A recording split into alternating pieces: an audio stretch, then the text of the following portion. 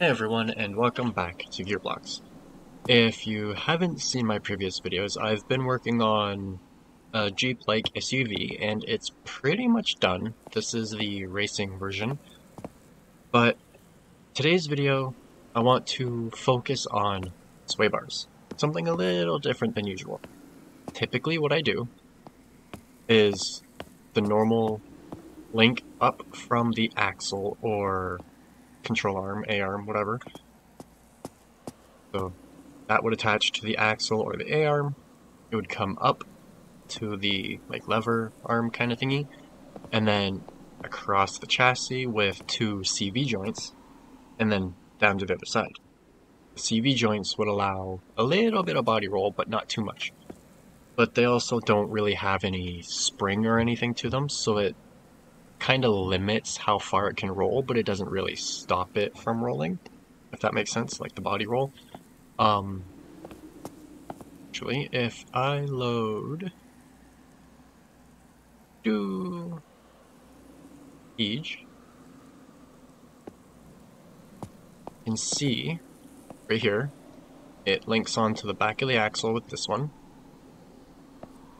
then comes to the front with the bar that goes across the chassis with the CV joint. And it works, but it could be much better. You can see it still has a ton of body roll, and it's not the greatest. It's currently lagging because I was messing around a bit with one of the race Jeeps in the truck and trailer. Either way, that's how I used to do it. It works, it does limit the body roll, but it could be much, much better. So when I was working on the Katana style car, first built this in the tutorial scenario thingy, this one, I called it a kit car, and then I wanted to upgrade it, make it a bit more performance oriented, or give better performance, whatever. So with this one, what I did was sway bars the way I do on Scrap Mechanic. So they still have the solid link coming up from the A-arm back. Kind of hard to see with everything in the way. They come up and then back, and then there's another arm here that either pushes down or lifts up on the spring, which is just kind of floating there. This lets the springs move up and down as the suspension moves up and down normally, and then as the body rolls, this, for example, will go up and this one will go down if I'm turning right, which will make one spring extend and one compress, but since they're connected, it'll act as a sway bar. But as you can see, it's big and bulky and complicated. So I wanted to find a design that worked much better and was a lot more compact. So what I ended up doing, take off this wheel to see easier. So instead, I decided to put the spring on the A-arm itself, and then a solid bar going across the chassis. So instead of sway bar in here doing the twisting like it normally would, it's all done down here. And it is a much smaller setup. You can use the different sized coilovers or different lengths here. Small is usually more than enough. And yeah, it goes up when the suspension needs to go up, and then it uses the torsion when it needs to stop the body roll. I will show that really quickly. Oops, wrong button. So if you kind of remember the amount of body roll on the blue one, then I go to this one. Other than the steering being much slower, this one has clearly much, much less body roll. It still rolls really easy, like normal rolling because it's top heavy, but you can tell much less body roll, and it's a lot more stable. And it's much easier to adjust because you don't have to play with the arm lengths and whatnot.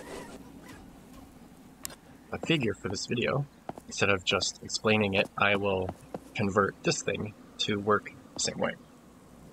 So to do that, I need to unlock... Oh, that's not locked yet. Unlock those. And then do possibly, yep, up here. And then just completely remove the sway bars. I will not be using these anymore. Instead, I am going to do another small... Oh, that should be fine.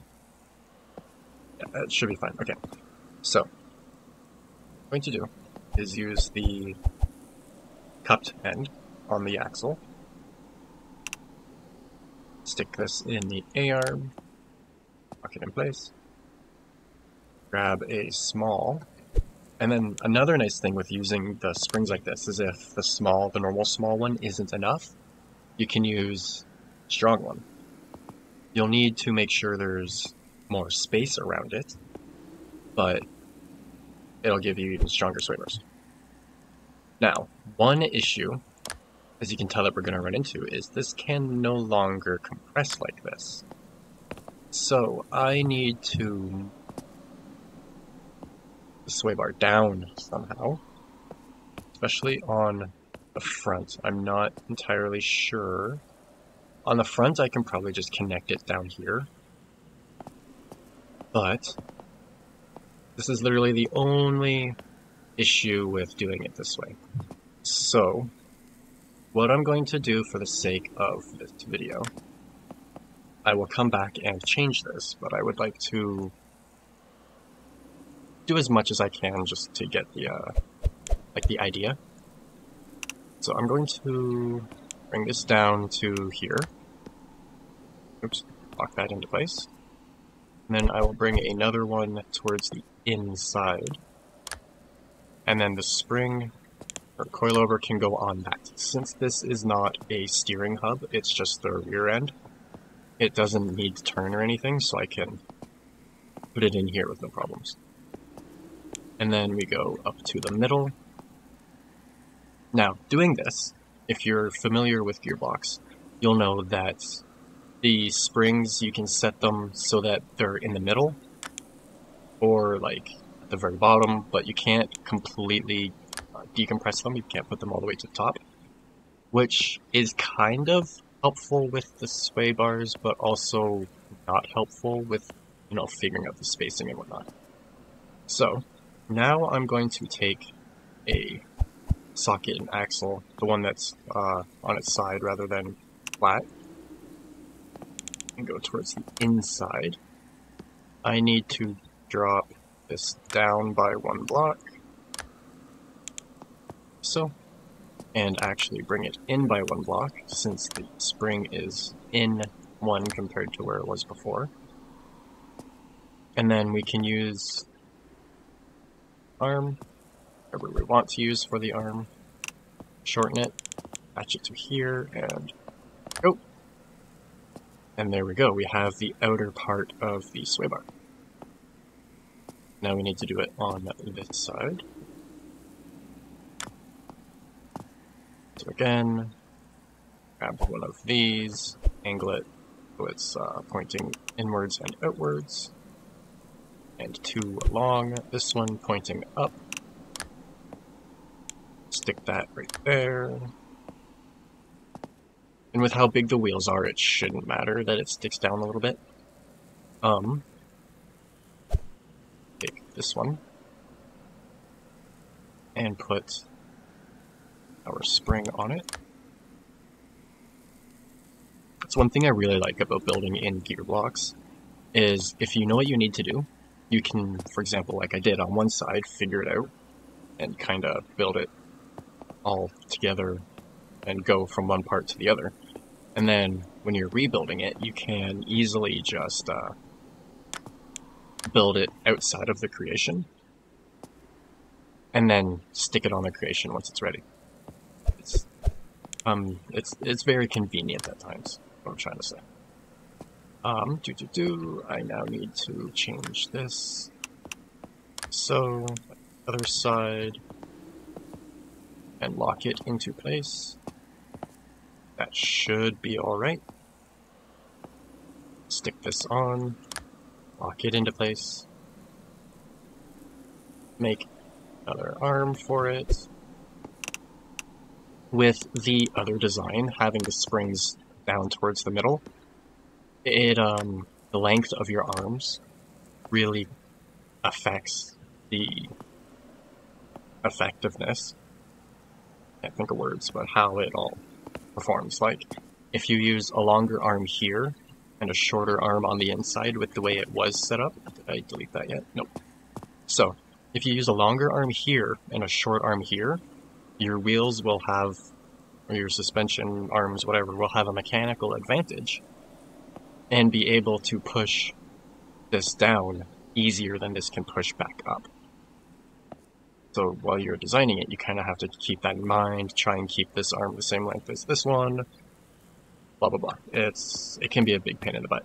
However, with this design, it does not matter, because the arm that's going across the chassis isn't actually taking on the load, whereas in a real vehicle, it's this arm that does. In a real vehicle, this bar uses the torsion, so as it twists, it keeps the sway bar links and whatnot level, tries to keep the body level. But with this design, it's doing pretty much the same thing. This bar will always be level. That's one weird thing about when looking at this, once it's actually complete, is this bar, this end will always be the same height as this end, whereas a normal sway bar, they do change, because like I said, the middle twists. But instead we're having it work here. So now I'm going to remove all of the damping, because we don't need damping on sway bar. Damping can result in the body staying leaned over after a corner longer than it needs to. So no damping, so it just pushes them to be equal. The wheels back on and lock them, and there we go. That should work. As you can see, because of space issues, it is hitting the body, but you can see when I go, it kind of goes up. When I stop, it goes down. And then when I turn, there is very little body roll. Now, depending on how you set this up, you could... Oops, wrong button. No! I do that way too often. By the way, depending on how you set this up, with how the springs on the sway bars go up and possibly hit the body, you could also use this as a like a type of bump stop in a way, so that if the vehicle is sitting flat on flat ground, like you have a tow rig, like the white truck over there, you could use when the sway bar is up to help support the weight, and then it'll still drop for the suspension droop. But yeah, as you can see, it's not bad. And it almost slides now. If the front sway bar was a little bit more stiff, it would actually slide. This car kind of has a brake on it, a handbrake, but it doesn't like to work very well. So, I will now do the same, but in the front. I've moved the positioning of like the motors and stuff in this, just to try and keep the weight more towards the middle. And then the clutch is on the same button as this brake, try and act like a hydraulic handbrake kind of thing. But as you noticed, it doesn't really like to work, especially when the front end dives. So here you can see what I mean about the arm length more. This is 3, and then this is 3. So this is equal, so it works a bit better than the rear end would. But it takes up so much space. So let's that is not locked. This one is not locked, and then bottom connect down here. That is locked. Okay. I'm actually going to drive back here really quick just so I can keep all the parts together and not make a mess. I was working on the white truck last night and a little bit earlier and made a huge mess and don't feel like doing it again. Alright, so this should just come out like so. And that is the front sway bar setup that I had, and you can tell it's a lot more complicated than it needs to be. Way more complicated. So, let's see if I can get this to work on the front end. Unfortunately, the normal A-arms and steering stuff, this works great if you don't have power to the front wheels, no problem. But if you have like all-wheel drive or something, this is a pain in the butt. And it can be a bit of a pain in the butt for spacing, because for it to be the most efficient, you want the sway bar to be out towards the wheel, or the last pivot point, as far out as it can be. So I'm going to have to put it one block in. And then I'm also going to still use the rounded ones, because yes, the normal one, the barrel one I'll call it, works fine. It won't allow it to move this way. It'll only move this way. So, let's grab, I'm going to take off the wheel really quick, just myself some more visibility. Pull the fenders off really quick as well. Another thing I really like about this game, I think I mentioned before, and it's like playing with Lego. And I absolutely love Lego. Just, you know, don't call it Legos. Plural for Lego is Lego, not Legos. Can't stand when people do that. The Lego company themselves have even said that.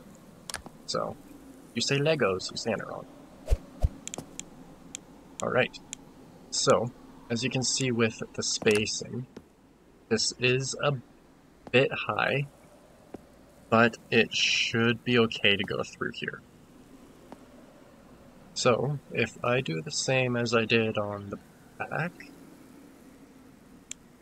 just go towards the inside, disable damping, and then grab the arm. I go with that long for now, might as well. What all is in here? I could bring it back by one more, but I'm not worried about it. And then we bring our bar across the chassis or the body or whatever it is you're working on. Take out. Make sure it can rotate because it needs to not go up and down and stuff. There we go. And then the same thing on this side, so I'll just do it really quick.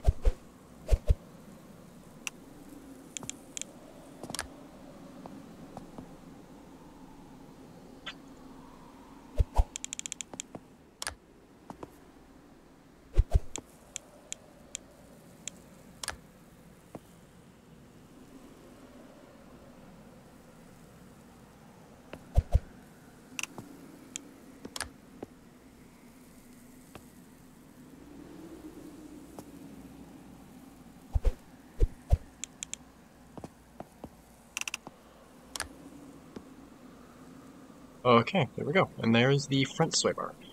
So much faster to do, so much easier. Like, it's... I don't really know how to explain it. I'm not greatest with words. If you are a regular on my channel, you will know how bad I really am with words. I'm not good at, like, really explaining stuff. But, there we go.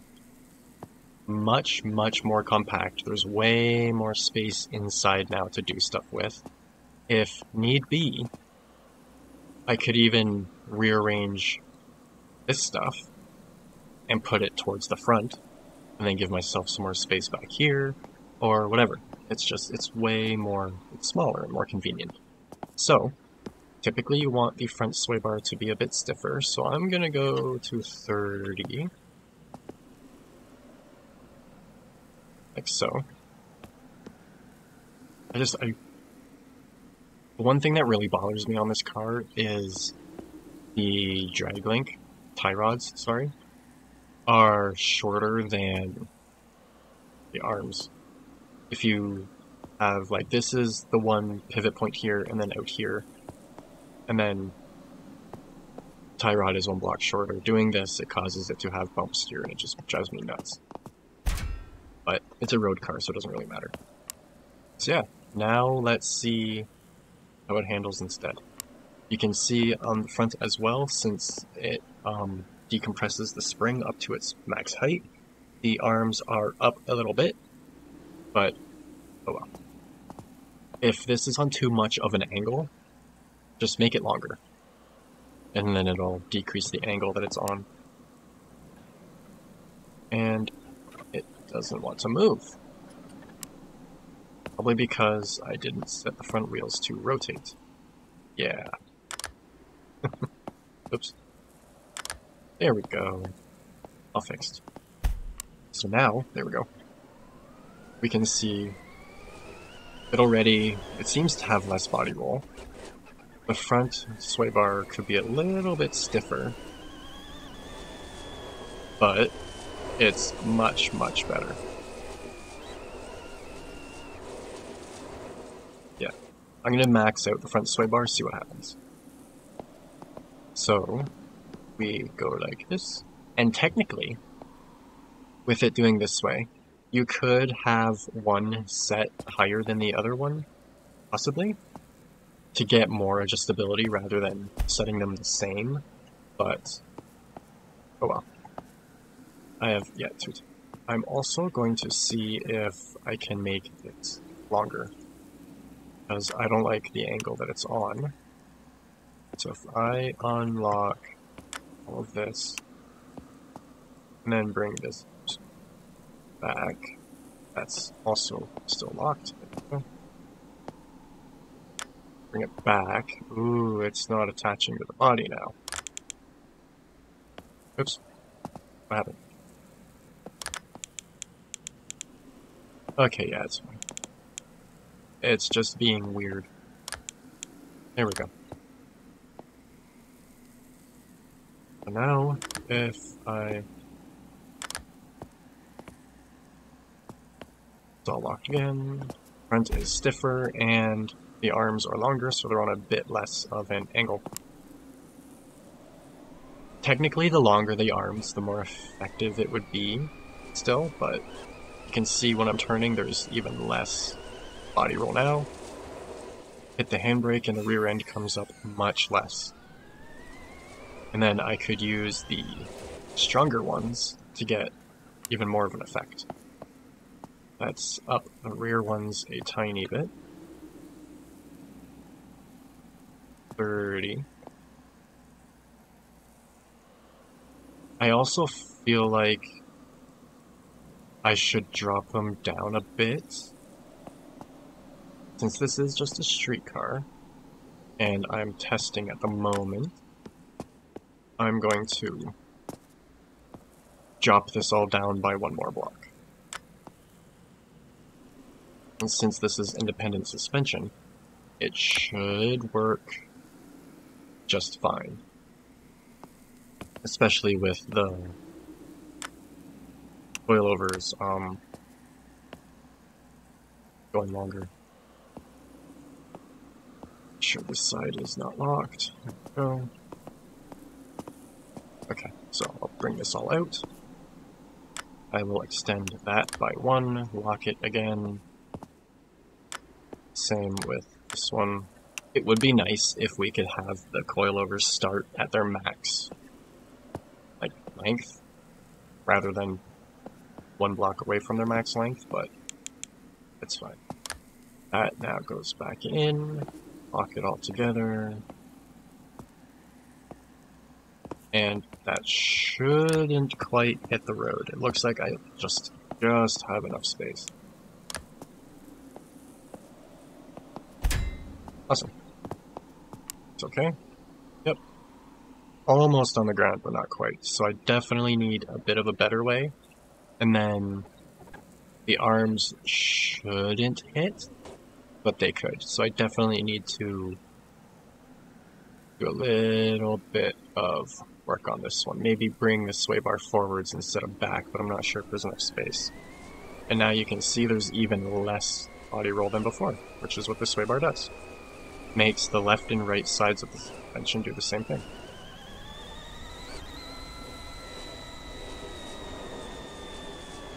I can't quite tell if it's handling better because I'm just on a big flat empty area, but it's definitely working. So yeah, that is the simplicity of sway bars, especially in gearbox. They are extremely helpful. They do a lot of work that people don't realize, and pretty much every vehicle on the road has front and rear sway bars. Vehicles with a front-wheel drive car with a beam axle in the back, so just a solid beam going across, those typically don't, but the beam itself also kind of works as a sway bar, so yeah, that is how to simply do sway bars in pretty much anything, but especially in this gearbox. And then, like I said, the front, it just comes off the outside of the axle, goes up to the arm, or with the straight axle, sorry, not the front. The back is the same, except for this has trailing arms. It comes from the axle, along the arm, across the chassis, and then back down to the axle. And it works quite well, actually. Let me do something really quick. Just gonna drive through this truck and the other Jeep. If I come over here,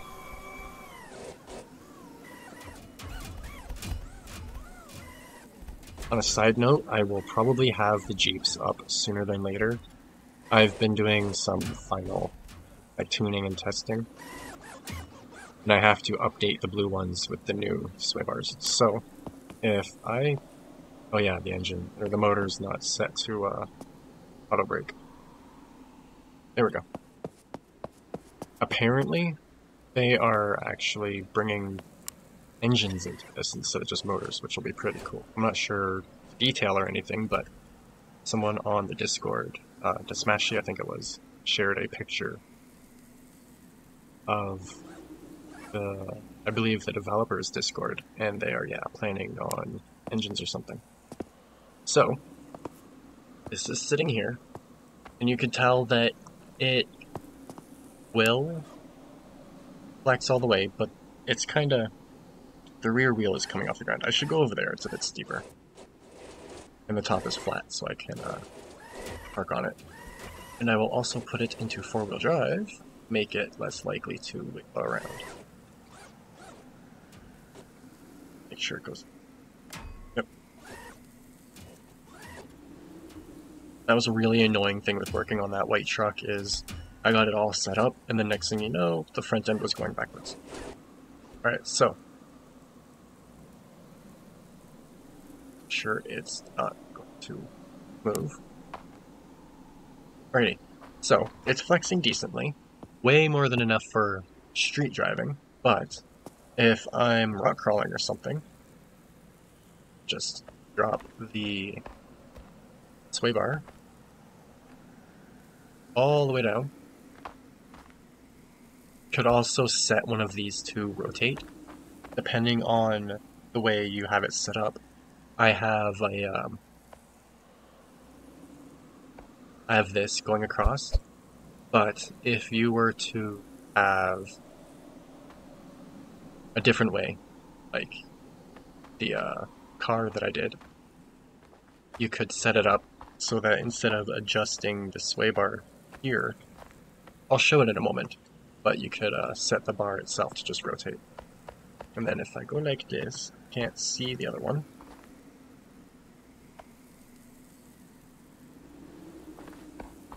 It's still a little bit limited because of the length of the sway bar. Actually, if I go to this thing, change it. But either way, when I softened the front, you could definitely tell that it had an effect. If I stiffen this again, go to 40, you can see it straightens it out more again.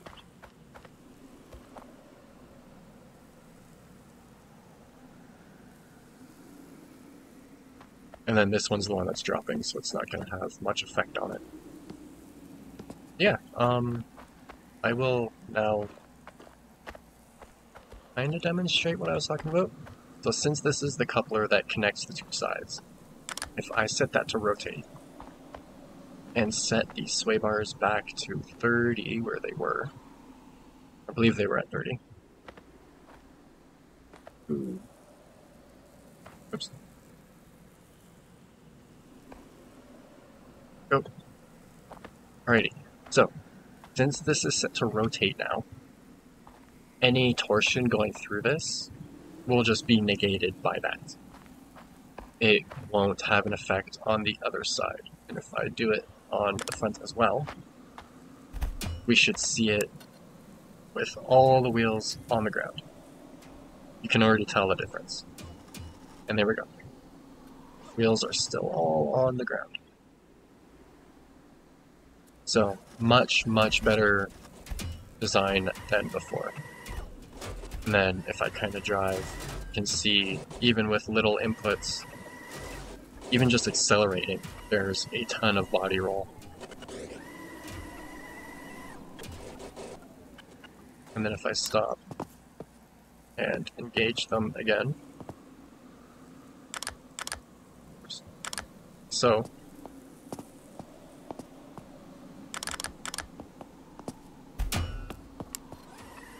go. Acceleration, there's much less body roll, much less when normal turning. So yeah, if you've got a creation or a vehicle or something and it's got way too much body roll or whatever and you need sway bars, that's what I've found to be the simplest and most effective way to do it.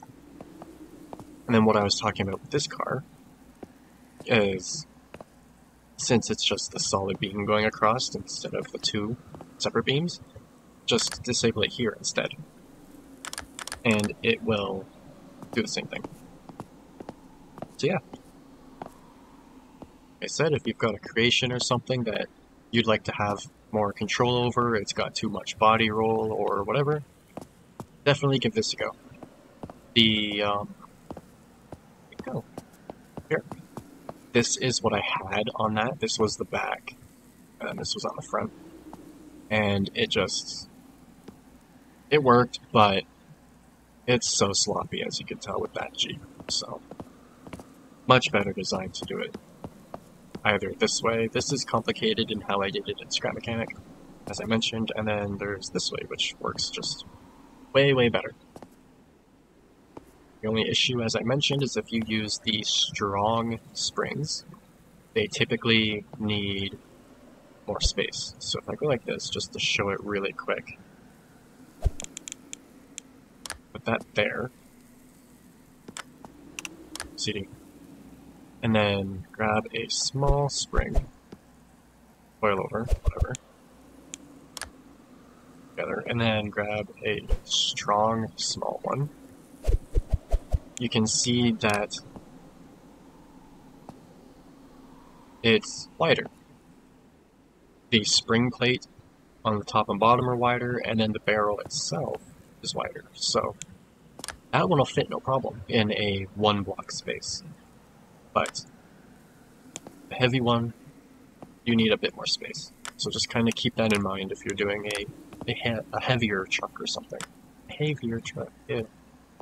So yeah, that's that for now. Just a quick demonstration. Not really the way it could end up being half an hour, but simple. Nice and simple. And then I guess I'll show how I did it on this really quick. Just off of the outer end of the lower A-arm, control arm, whatever.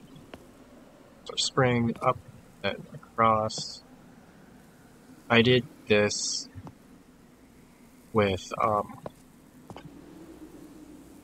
one of these ones, the 2-hole in axle.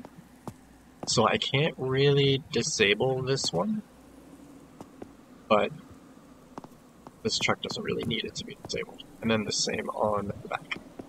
The back can be disabled. Just kind of do that. But yeah, nice and simple. So, like I said, I hope this helps. If you have any questions, feel free to put them in the comments below. I'm thinking of starting a community builds on this, like I do on Scrap Mechanics, so if you're interested in that, let me know, and I can put a section in the Discord for this. And yeah, hopefully in the near future I will have all of the Jeeps uploaded, because there's a bunch. I just have to update the suspensions.